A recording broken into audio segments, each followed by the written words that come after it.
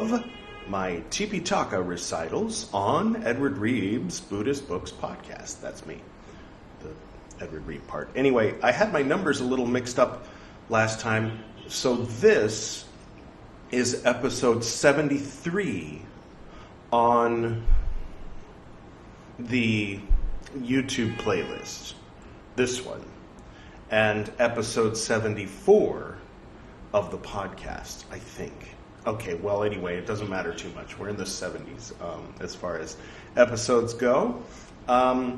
If this is your first time seeing me, though, go ahead and click here. That will take you back to the beginning of the Tipiṭaka, which is the beginning of Buddhism, basically, as far as what's written down, what's available to us to read. If you're interested, before that, we get into a little bit of Jainism, which, let's just say, predated Buddhism by a little bit, or a lot, depending on your perspective. So there's also, I will just go ahead and say, that there's some compelling evidence as to a relationship between early Buddhism and early Jainism that is not really explicitly stated. And if you're interested in that, go ahead and click here. That will take you to the beginning of the Jain Sutras playlist. And if you're so inclined, after seeing that half an hour of me explaining things from Bihar, then you can watch those 25 episodes. And then after that, watch these 8 episodes. The episodes before that, they are what they are.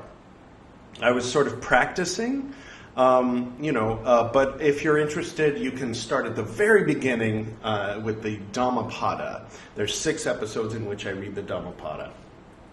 And then after that, it winds around like this and eventually arrives at my decision to acquire these books from the Pali Text Society. Thank you, Pali Text Society. If you would like some copies of your own, just Google Pali Text Society. They're very lovely.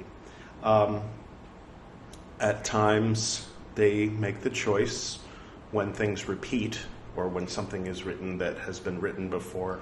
At some point, they choose to replace it with 3 dots. And so you've mostly heard me being a little bit irritated by that, and so I just thought I would say, they're great. Check them out if you have the interest and the means. Okay, most everyone's clicked away now. Okay, we're good. Hello to everyone on the podcast also who can only hear me but can't see me. And special thanks to our guest for today, Amitabha. They said Medicine Buddha. It was one of those places in Darjeeling. So they said Medicine Buddha, but I don't know. I think it's Amitabha. If you can see, he's got something in his hands. Maybe they're figuring that that's a bowl with a plant in it. And I know there's going to be some people who think that that the Buddha should be up here. I mean no disrespect I'm just a tall guy. I'm a big guy. This is a small statue, and I don't have a shelf up here. So please forgive me for any breach of, customs that exist in China and a few other places. Anyway, so shall we pick up right where we left off? I am determined to finish Pārājika Part 2. This is Part 12, obviously, but Pārājika 2 is the section in which we talk about stealing, and I would like to get to Pārājika 3, so I'm just going to read until we get to it, and I'm going to try to minimize my babbling. Was there anything else I wanted to say? Do you know? Just because I don't think I've ever said it before, but if this is like not your first time seeing me, and you kind of enjoy this a little bit, please just do me one small favor and subscribe, maybe hit the notification bell. Okay, I'm sorry to be like one of those one of those guys. It's like you're talking to a guy, and you're like, wow, this is a guy who gets it. This is a guy who's not just trying to get in my pet, and then he says something, and you're like, he's just one of those guys. So I don't mean to be one of those YouTubers. But, like, subscribe, it helps. It helps. The algorithm is not human, so it can't see value. It can only see clicks and likes and how much time a person spent on here, which is, of course, influenced by a lot of factors other than the value of the content, this is early Buddhism. This is like, to me, it's very valuable. To me, it seems obvious to me that it's very valuable. In that when people talk about Buddhism, they talk about this sutra, that sutra, and kind of in my mind I'm thinking, yeah, okay, that was written in the 4th century AD, 1,000 years after Buddha walked the earth. Okay, that was written 1,200 years after the Buddha walked the earth in China. Not to say that there weren't like brilliant, maybe enlightened people writing sutras 1,200 years after Buddha, but as far as like if someone's interested in Buddha, interested in Buddhism and like the inception of Buddhism, and maybe wants to watch how it grew from a little seed, like when Christians get interested in, well, yeah, but what about Jesus? Like, what actually went on with him and the disciples? I want to read the Nag Hammadi and then, really get into the nitty gritty, not just the history of John Milton or, these guys who started all the different Protestant denominations or the different popes and stuff. Which when people talk about Buddhism, they're talking about popes and Protestant reformations, and they never really talk about the Jesus of Buddhism. This is the Jesus of Buddhism. And sometimes Alan Watts will be talking, and he'll say, in the Pali Scriptures, again and again, this happens. And then he'll say, in the Pali Scriptures, when the Buddha talks about sex, he's not saying don't have sex. He's saying, don't just go out and pick up some chicks and bring them home for a good time. But you and I know, because we read the Pali Scriptures, or at least we've read this much of the Pali Scriptures, that's like false. So when, these scholarly types with their own agendas read maybe or skim the source texts, and then spin it how they want to. That's not what I'm interested in. I grew up, around quote-unquote Buddhism and slowly came to realize it was sort of a New Age Buddhism.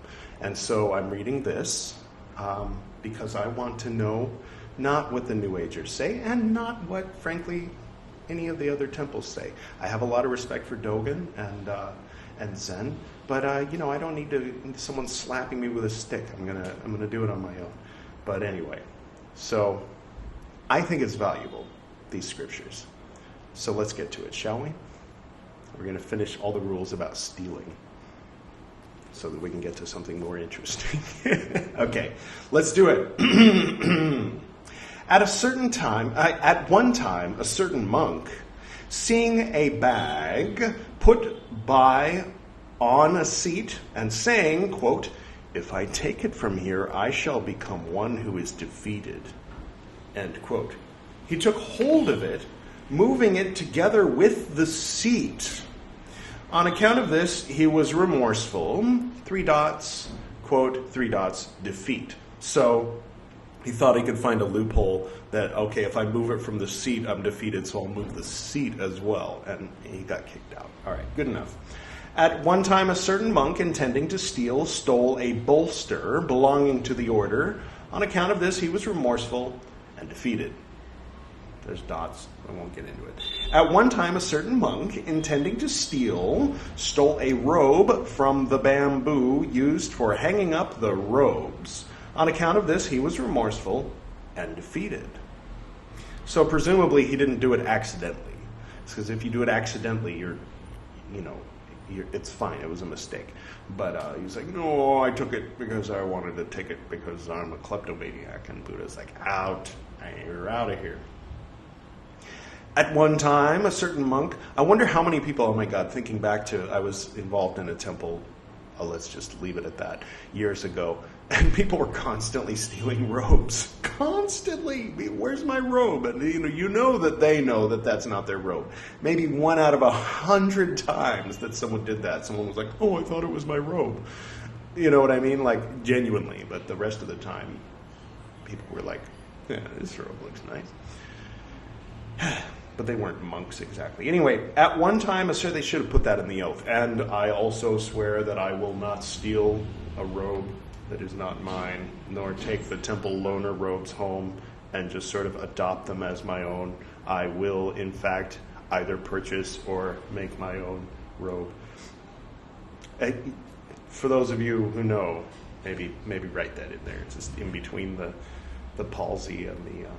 Okay, at one time a certain monk stealing a robe in the vihara, saying, quote, "Come out from here, I shall become one who is defeated." He did not go out from the vihara. They told this matter to the Lord. He said, "Whether he comes out, monks, or whether this foolish man does not come out, there is an offense involving defeat." I'm sure that makes sense. I'm sure if I took the time to think about that, analyze it, and compare it to the translations of the Sanskrit Tipiṭaka, and maybe ask some people, here and there, then that would make sense. Surely. Okay, at one time, 2 monks were companions. One monk went into the village for alms. The other monk, taking his friend's portion of the hard foods distributed to the order, putting his trust in him, ate it. But, in parentheses, as he knew this, he reprimanded him, saying, "You are not a true recluse." On account of this, he was remorseful. "Monk, of what were you thinking?" Presumably this is the Buddha talking. "I had a misconception as to the trust, Lord," he said. "There is no offense, monk, because there was a misconception as to the trust." End quote. Once again, I'm sure that in some world that makes sense. All right. One takes what one gets, right? As in a okay translation with a lot of dots that render it nonsensical. At one time, a company of monks was making robes. As the hard food was distributed to the order, the portions brought to them were laid aside. A certain monk, thinking that it was his own, ate the portion of another monk. Oh, he thought it was his own. He, knowing this, reprimanded him, saying, "You are not a true recluse." On account of this, he was remorseful.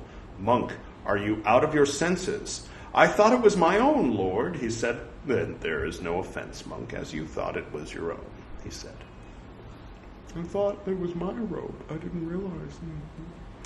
At one time, a company of monks was making robes. When a certain monk had taken with his bowl another monk's share of the order's hard and soft foods, it was laid aside.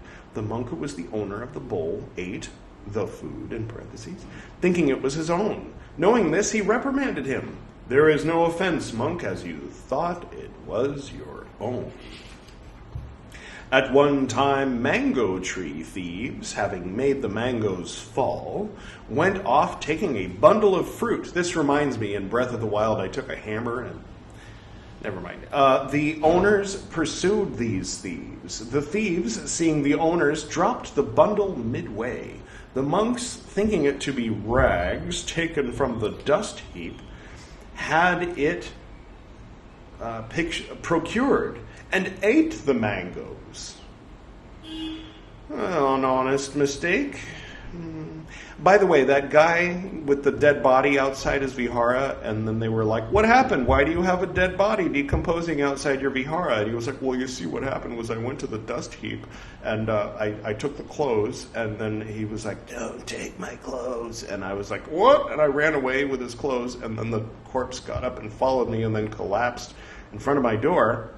I think he might have actually been doing one of the naughty things in part 1, and then when it started to smell, he put it outside of his vihara, and then when they came up and said, "Why is there a corpse here?" he bumped it over to part 2. Just a theory. Just a theory. Anyway. Okay. Yes. So the owners reprimanded these monks, saying, "You are not true recluses." These were remorseful. So I think, word got around. When the Buddha would make a new rule, word would get around. They're not allowed to steal now. So the king in Rajgir would have heard, "Oh, okay, well, that's good. He's not letting people get away with stealing things like my wood." Okay, these were remorseful. They told this matter to the Lord. Monks, of what were you thinking? He said. Lord, we thought they were rags taken from the dust heap, they said. Monks, there is no offense since you thought they were rags taken from the dust heap. I mean, how does the Buddha have time? I mean, he took those years in isolation to get to that place of nirvana, to that enlightened place where he can teach wisdom. But, I mean, I guess, the idea is that when you get there, then you get there and you don't lose it. Because if you could lose it, then he would have lost it, having to deal with all these monks like, I had sex with a severed head. I stole the other monk's robe. I did this, I did that. I mean, come on, Anyway, okay. At one time, rose apple tree thieves, bread tree thieves, jackfruit thieves, palm fruit thieves, sugarcane thieves, cucumber thieves, having cut off the cucumbers, went away, taking a bundle. The owners, 3 dots, there is no offense, monks, since you thought they were rags taken from the dust heap. I think people are taking advantage of the fact that seems to be a loophole. Like, oh, well, there was some cloth on the road there. People running around making noise. I don't know what that was. It went up. There was fruit inside, so I ate it. I thought they were rags taken from the dust heap that happened to have fruit in them. Oh, all right. Well, I guess you're fine. I shouldn't be so suspicious of the honesty of these thieving monks. At one time, mango tree thieves, having made the mangoes fall, 3 dots. Yeah, it's fine. Dots. That's fine. It's fine. This is fine. Ran away. The monks sang before the owners see them, and intending to steal, ate the mangoes. That means they're in parentheses. The owners reprimanded the monks, saying, you are not true recluses. That means true is in parentheses. These were remorseful. 3 dots, dots, whatever. You, monks, have fallen into an offense involving defeat.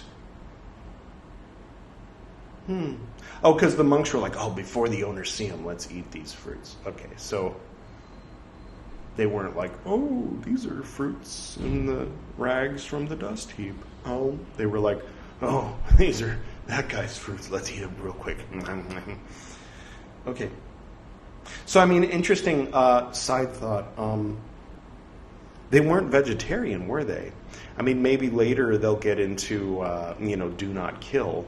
But apparently, if a lion kills an animal and then goes away, the monks are free to go up and take the deer meat and cook it and eat it. And the monk and Buddha said that was okay. So take that lady who was protesting outside the Dalai Lama's speech saying, the Buddha said don't eat meat. How come the Dalai Lama eats meat? Now, I know that all of the meat that the Dalai Lama eats isn't leftovers from a lion kill. So there's that. But so far what I'm reading is the Buddha wasn't telling everyone they had to be vegetarians. It was okay to eat meat that was left over from a lion kill. Just putting it out there. All right. But I'm sure he would be against killing, because ahimsa. He was against turning dirt over. He was against making mud, because of all the little creatures and the invisible in 1 sense and 2 sense, and you've seen the Jain Sutras episodes, right? So, big softy. When it comes to small animals, not when it comes to thieving monks and philandering. Yes. At one time, rose apple tree thieves, 3 dots, cucumber thieves, 3 dots, ran away. The monks sang before the owners see them, and intending to steal, ate the cucumbers, but not the apples. The owners, probably the apples too. The owners, 3 dots, you monks have fallen into an offense involving defeat. One day in the future, I hope that there's a proper English translation of the Tipiṭaka. All right. At one time, a certain monk intending to steal stole a mango belonging to the order. 3 dots. A rose apple. 3 dots. A breadfruit, 3 dots. A jackfruit, 3 dots. A palm fruit, 3 dots. A sugar cane, 3 dots. Intending to steal, stole a cucumber belonging to the order. He was remorseful, 3 dots, quote, 3 dots, defeat, period, end quote. You know what that means? Do you? I hope you do. It's really unclear. At one time, a certain monk giving to a flower garden, intending to steal, stole a flower worth 5 masakas. Oh, that had already been plucked. Oh, he was remorseful, 3 dots, quote, 3 dots. You know what comes next? Defeat, period, end quote. At one, because he meant to steal it, right? And it was 5 masakas. At one time, a certain monk going to a flower garden, intending to steal and picking a flower worth 5 masakas, stole it. He was remorseful, defeat. At one time, a certain monk, as he was going to the village, said to another monk, Your Reverence, do you allow me to take your greetings to the family which supports you? Going there, having had an outer cloak fetched, he enjoyed it by himself. You know what that means. It's C, part 1 of Pārājika. I think it's probably okay. Maybe a wrongdoing, but you can't get kicked out for that. Okay. All right. He, knowing this, reprimanded him, saying, quote, You are not a true recluse, end quote. He was remorseful, 3 dots. Quote, Monk, there is no offense involving defeat. But monks, you should not say, May I take greetings from you? Who should speak thus? There is an offense of wrongdoing. May I take greetings from you? You should not say, you should not have your assistant call ahead and say, His Honor is going to be visiting your house tomorrow, so make sure you've got that sake with the scrambled egg in it. Those who know, know. I see you. At one time, a certain monk went to, it's really good, by the way. I think I drank the whole bottle. God. I mean, it was a few years ago. I don't drink like that anymore. Anyway, at one time, a certain monk went to the village. A certain monk said to this monk, quote, Your Reverence, take greetings from me to the family which supports me. End quote. Going there, and having a pair of outer cloaks fetched, he used one himself. One he gave to that monk. He, knowing this, reprimanded him, saying, You are not a true recluse. He was remorseful. 3 dots, end quote. Monk, there is no offense involving defeat. But, monks, you should not say, Take greetings from me. Who should speak thus? There is an offense of wrongdoing.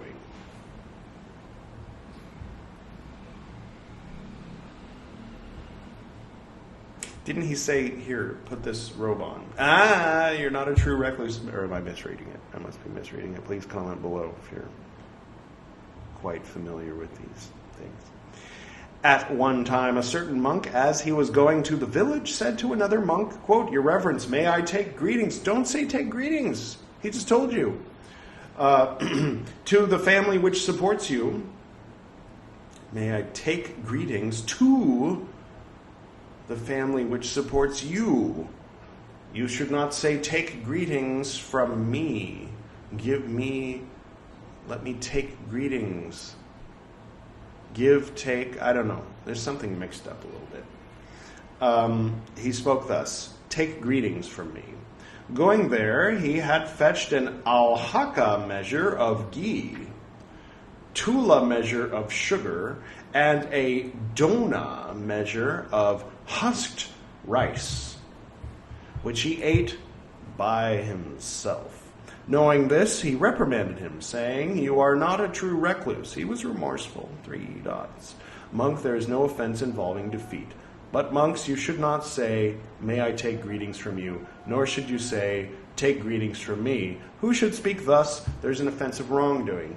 So, it seems like the monks are going to these people's houses and then the people are preparing them food, and then the monk is like, nom, nom, nom, nom, nom, and they're saying, you just ate all that food. And then they're like, I'm sorry, am I defeated? And Buddha's like, no, but don't say it's weird. You're like setting it up to be awkward if you're like, hey, let me take greetings from you, apparently. I don't know. Seems to be what's going on. Moving along. At one time, a certain man, taking a valuable jewel, was going along the high road in the company of a certain monk. Then the man, seeing the customs house, put the jewel into the monk's wallet without his knowing it.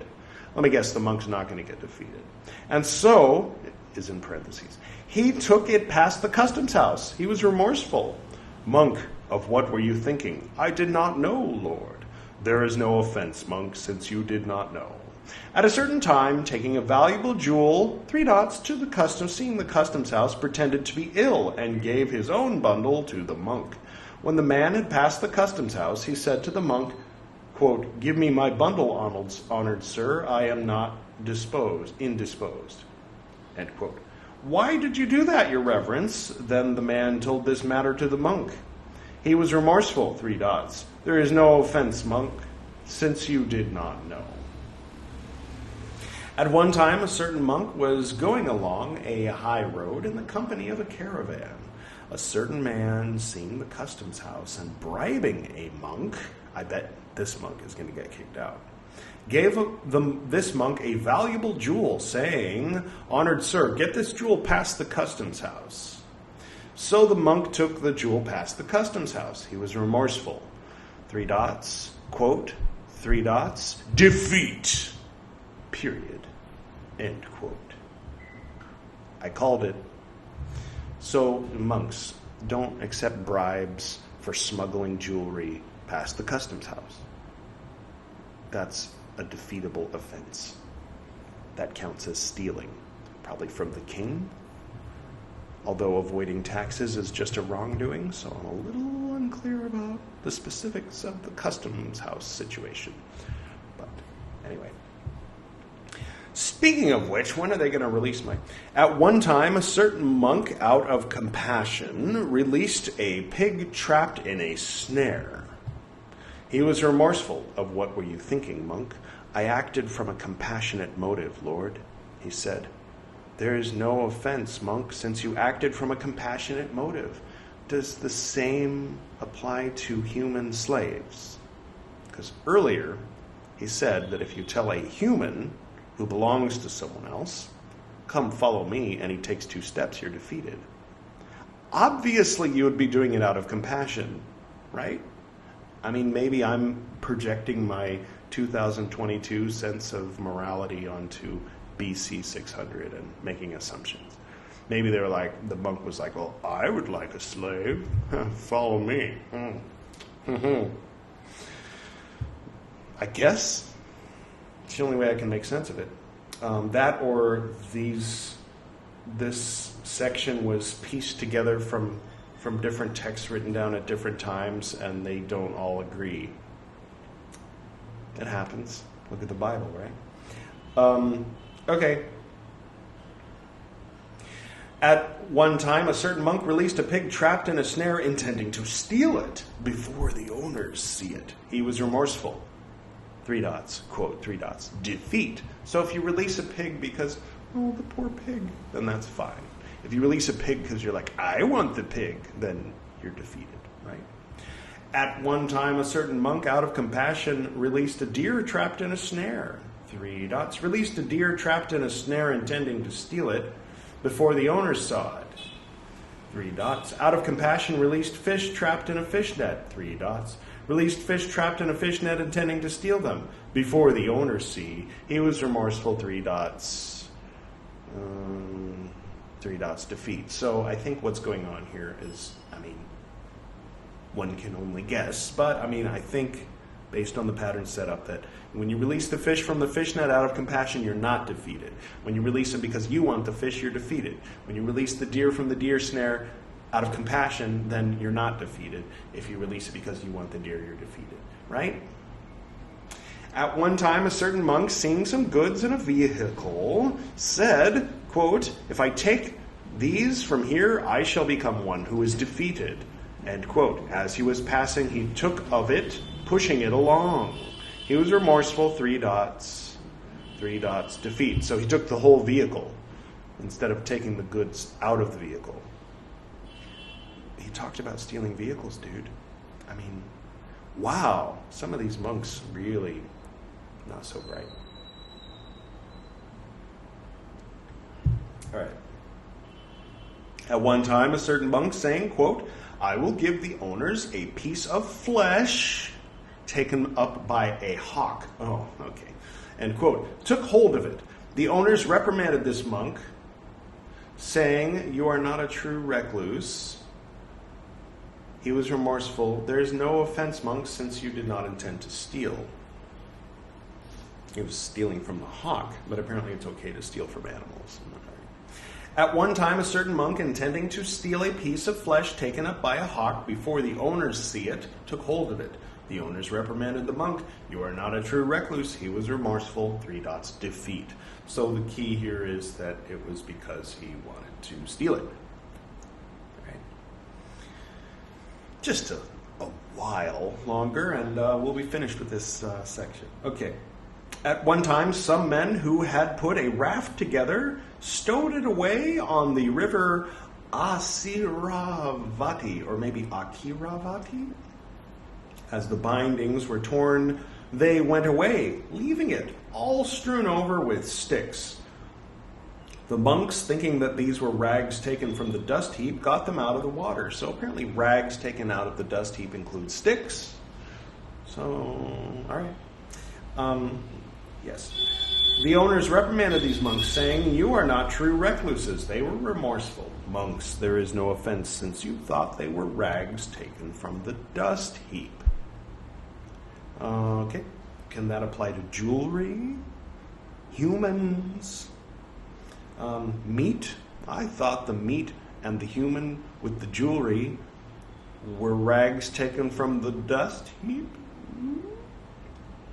At one time, some men who had put a raft together stowed it away on the river Asiravati. As the bindings, did I just read this? No, this is a new situation that's exactly the same. As the bindings were torn away, they went away, leaving it all strewn over with sticks. The monks, intending to steal, got them out of the water before the owners see them. The owners reprimanded the monks, saying, you are not true recluses. They were remorseful. You, monks, have fallen into an offense involving defeat. At one time, a certain cowherd, hanging his cloak on a tree, went to relieve himself. I assume we're talking about... Anyway, a certain monk took it, thinking it was a rag taken from the dust heap. It must have been a really ratty cloak. Then the cowherd reprimanded that monk, saying, you are not a true recluse. He was remorseful. There is no offense, monk, since you thought it was a rag taken from the dust heap. At one time, a certain monk was crossing a river. A cloak that had escaped from the bleacher's hands stuck to his foot. The monk took hold of it, saying, I will give this to the owners. The owners reprimanded this monk, saying, you are not a true recluse. He was remorseful. There is no offense, monk, because you did not intend to steal. At one time, a certain monk was crossing a river. A cloak that had escaped from the bleacher's hands stuck to his foot. The monk took hold of it, intending to steal it before the owners see. The owners reprimanded the monk, saying, you are not a true recluse. He was remorseful. 3 dots, quote, 3 dots, defeat, period, end quote. At one time, a certain monk, seeing a large round pot of ghee... Come on, you're a monk, not baby Krishna.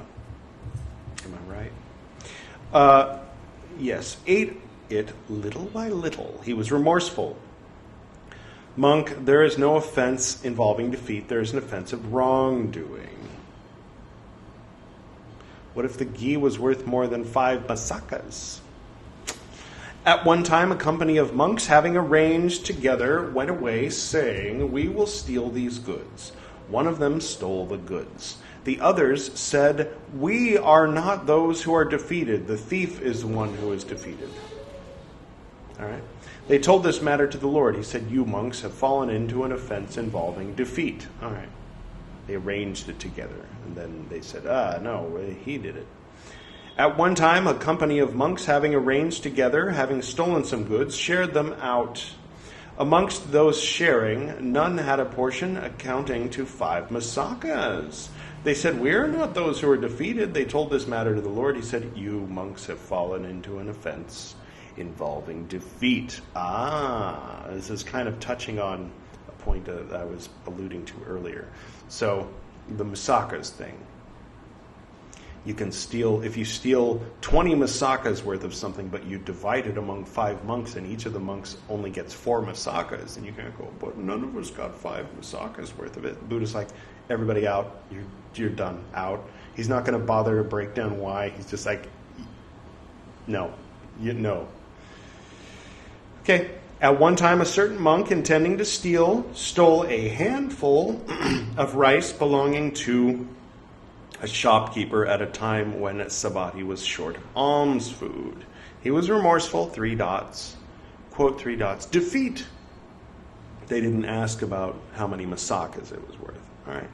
At one time, a certain monk, intending to steal, stole a handful of kidney beans, 3 dots. A handful of beans, 3 dots. A handful of sesamum belonging to the shopkeeper at a time when Savatthi was short of alms food. He was remorseful, 3 dots, quote, 3 dots, defeat, period, end quote. Maybe it was because they were short of alms food, or no, I don't know. So don't steal food.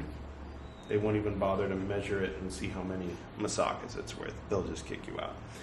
Unless it's ghee, apparently. I'm so confused.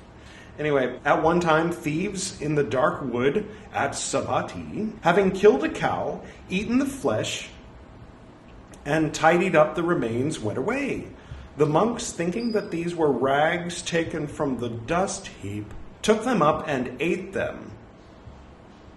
Because if they're rags, you can eat them. All right. The thieves reprimanded these monks, saying, "You are not true recluses." They were remorseful. "There is no offense, monks, since you thought they were rags taken from the dust heap." So apparently rags taken from the dust heap means like trash or something.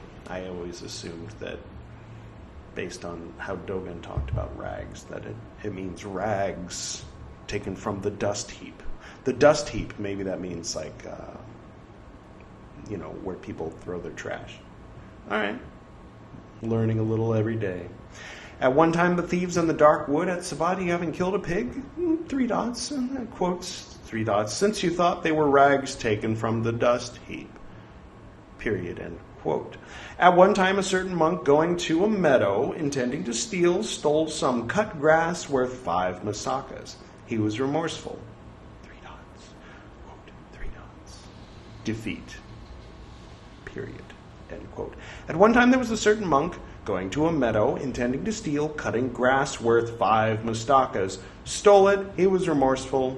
Defeat. See, I'm leaving out the dots that are leaving out the words. Just leave out everything. We'll just close the book and just, hi, okay, we read it, Yes.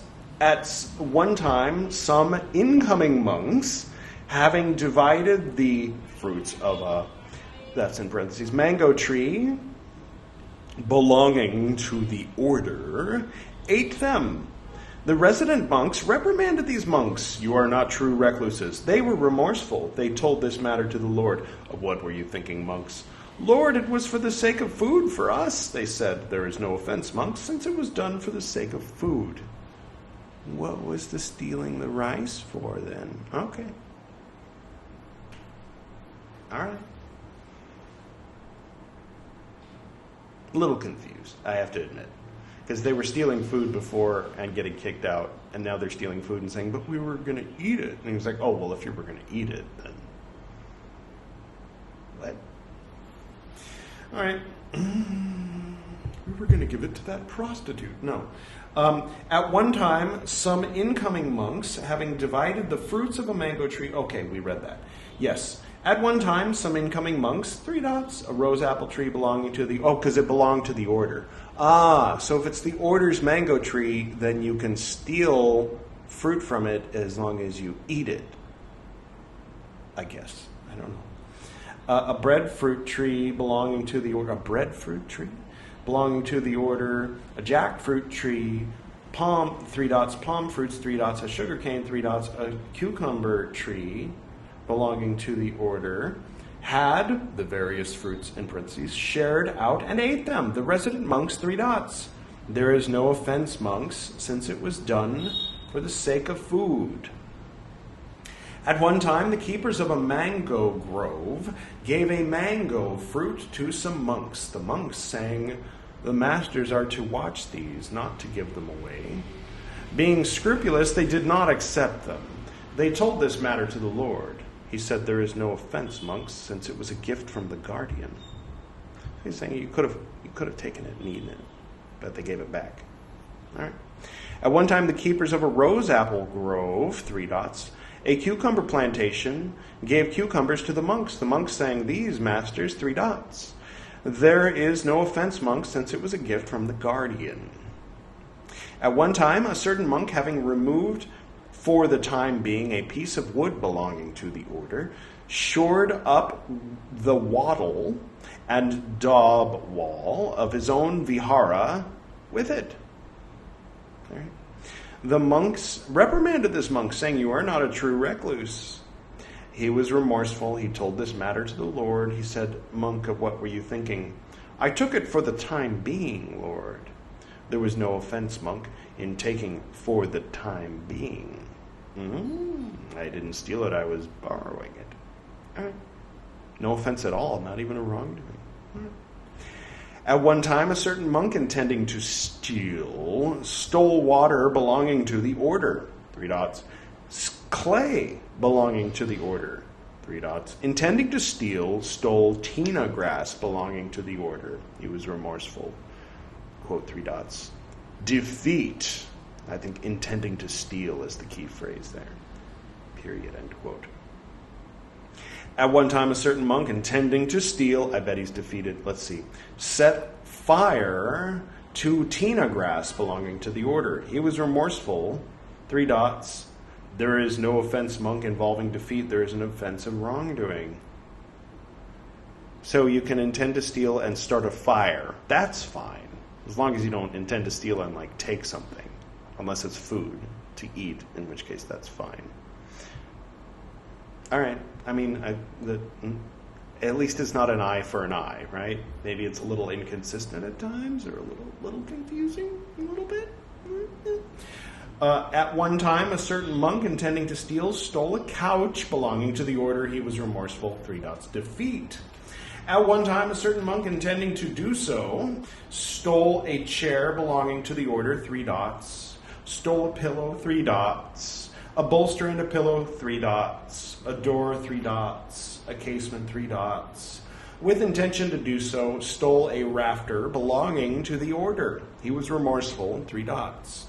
3 dots, defeat. At one time, monks enjoyed elsewhere the lodging and food of a vihara belonging to a certain lay follower. Then this lay follower was vexed, annoyed, and angry. He said, "How can the reverend sirs enjoy appurtenances belonging somewhere else?" End quote. They told this matter to the Lord. Quote, "Monks, one should not enjoy elsewhere appurtenances belonging somewhere else. Who enjoys himself in this way? There is an offense of wrongdoing." End quote. At one time, monks, feeling remorseful at having taken into the hall in which the Patimokkha was held, and the meeting place, sat down on the ground. Their limbs and robes were covered with dust. They told this matter to the Lord. Quote, "I allow you monks to take things away temporarily." End quote. Okay. At one time, at Kampa, the nun who was the pupil of the nun Tuttalananda went to the family who supported the nun Tuttalananda and said, quote, "The lady wants to drink rice gruel containing the 3 pungent ingredients." End quote. And having had this cooked, she took it away with her and enjoyed it herself. She, knowing this, reprimanded her, saying, "You are not a true female recluse." End quote. She was remorseful. Then this nun told this matter to the nuns. The nuns told this matter to the monks. The monks told this matter to the Lord. Quote, "Monks, there is no offense involving defeat. In the deliberate lie, there is an offense involving expiation," which apparently we'll get to at a later time. At one time in Rajagaha, Rajgir, the nun who was the pupil of the nun Tulananda went to the family who supported the nun Tulananda and said, "The lady wants to eat a honey ball." And having had this cooked, she took it away with her and enjoyed it herself. She, knowing this, quote, "involving defeat." Oh, there is no offense involving defeat, just involving defeat. But yeah, no, there is no offense involving defeat. In the deliberate lie, there is an offense involving expiation. He forgot to put the 3 dots in before just saying involving defeat, by the way. At one time in Vesali, the householder who was the supporter of the Venerable Ajuka had 2 children, a son and a nephew. Then the householder spoke thus to the Venerable Ajuka, quote, "Honored sir, will you grant an audience to whichever of these 2 children has faith and belief?" End quote. At that time, the householder's nephew had faith and belief. So the Venerable Ajuka granted an audience to that child. Because he was wealthy, he set up an estate and made a gift. And the householder's son said to the Venerable Ananda, "Honorable Ananda, which is the father's heir, the son or the nephew?" "The son, your reverence, is the father's heir." "Honored sir, this Master Ajuka has shown that our wealth belongs to our associate." "Your reverence, the Venerable Ajuka is not a true recluse." Then the Venerable Ajuka said to the Venerable Ananda, "Reverend Ananda, give me a trial." Oh, they have trials. Okay. At that time, the Venerable Upali was an adherent of the Venerable Ajuka. Then the Venerable Upali said to the Reverend Ananda, quote, "Reverend Ananda, whoever being told by the owner, grant this audience to such and such a person, granted it, does he fall?" Quote, "Honored sir, he does not fall at all, not even to the length of an offense of wrongdoing." End quote. He said, quote, "Your reverence, this Venerable Ajuka, being told by the owner, grant this audience to such and such a person, granted it. Your reverence, there is no offense for the Venerable Ajuka." Silly Ananda. Now, at that time, the Benares family, which supported the Venerable Pilindavacha, was pillaged by thieves, and 2 children were kidnapped. How horrible. Then the Venerable Pilindavacha, leading back these children by his psychic power, placed them on a terrace. People, seeing these children, said, quote, "This is the majesty of the psychic power of Master Pilindavacha." End quote. And they put faith in the Venerable Pilindavacha. These monks became vexed, annoyed, and angry, said, "How can this Venerable Pilindavacha lead back children who had been kidnapped by thieves?" End quote. They told this matter to the Lord. He said, "Monks, there is no offense for one who possesses psychic power in the sphere of psychic power." End quote. All right. At one time, Pandaka and Kapila were friends. One lived in a village and one at Kosambi. Then, as that monk was going from the village to Kosambi, crossing a river, in the middle of the way, a piece of fat escaped from the hands of pork butchers, stuck to his foot. The monk took hold of it, saying, "I will give it to the owners." The owners reprimanded the monk, saying, "You are not a true recluse." A woman cowherd who saw him as he had crossed said, "Come, honored sirs, commit sexual intercourse." Are we just not going to finish that? There's some fat on my foot. I'll give it back to the owners. Commit sexual intercourse? Well, I've got this lard. Are these two stories connected? Let's keep reading and find out. He said, "By nature I am not a true recluse, and having committed sexual intercourse with her and gone to Kosambi, he told this matter to the monks. The monks told this matter to the Lord. He said, 'Monks, there is no offense involving defeat for taking what is not given, but there is an offense involving defeat for sexual intercourse in conjunction with another.'"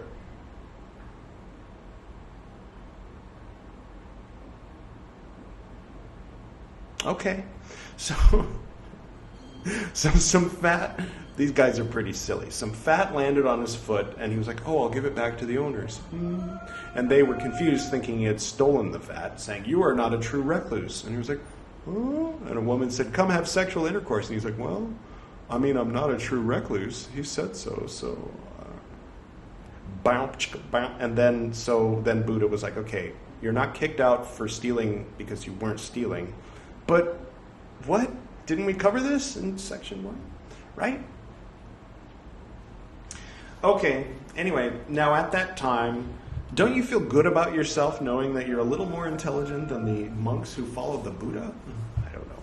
Maybe not. Maybe that's not the point, is it? Or what is the point? I don't know. Now at that time, at Sagali, a monk who shared a cell with the Venerable Dalhika, being tormented by chafing, took a tradesman's turban and said to the Venerable Dalhika, quote, "Honored sir, I am not a true recluse.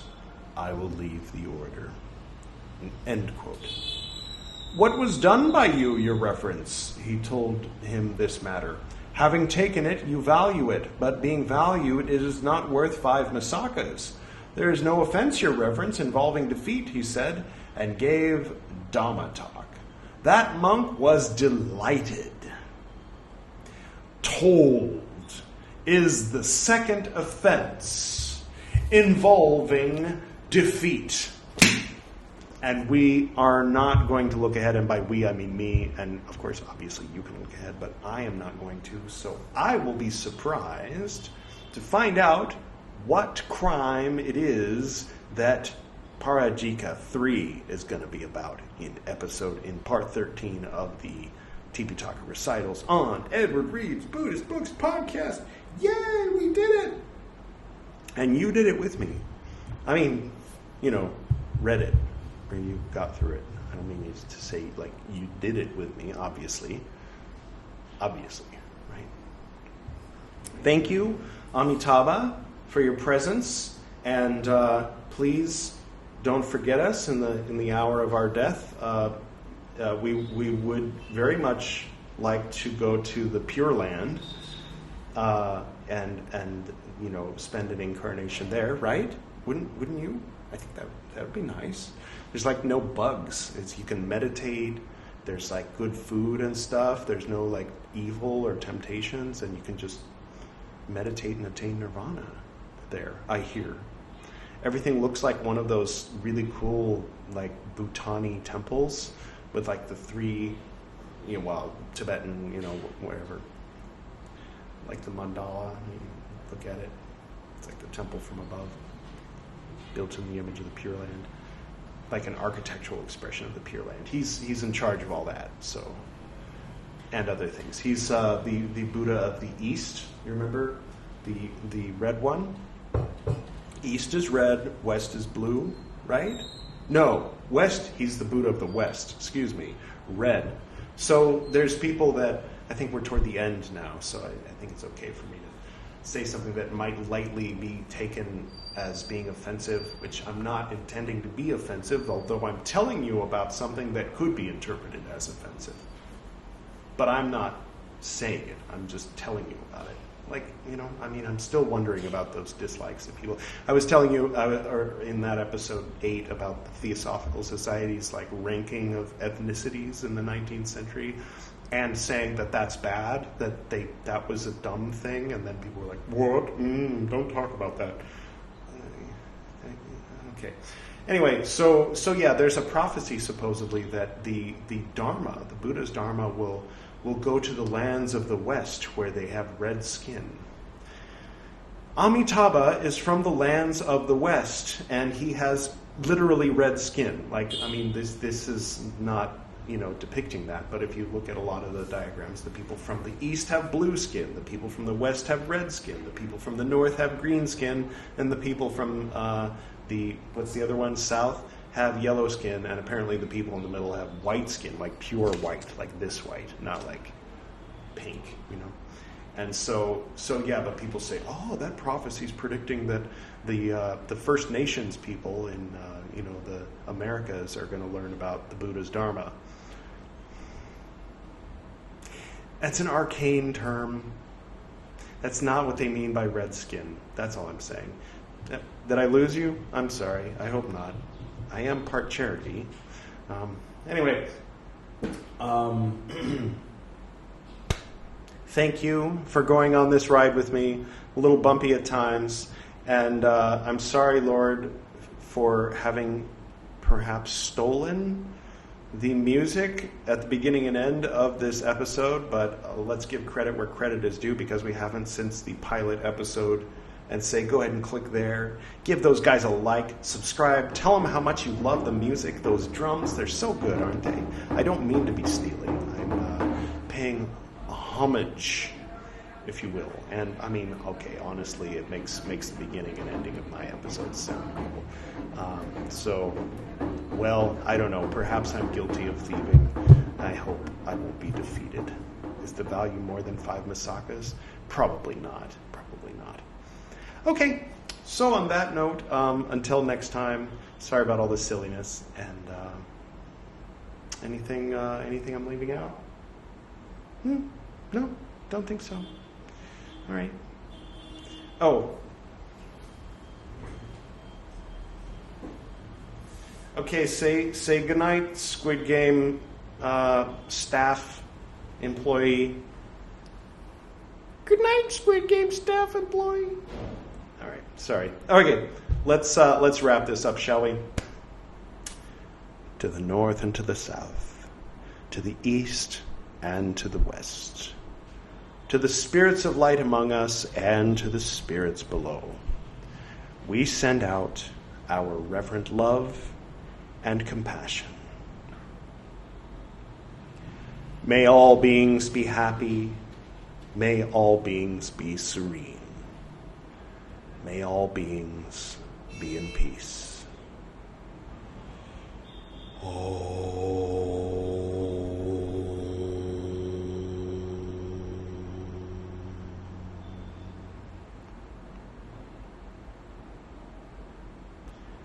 Until next time.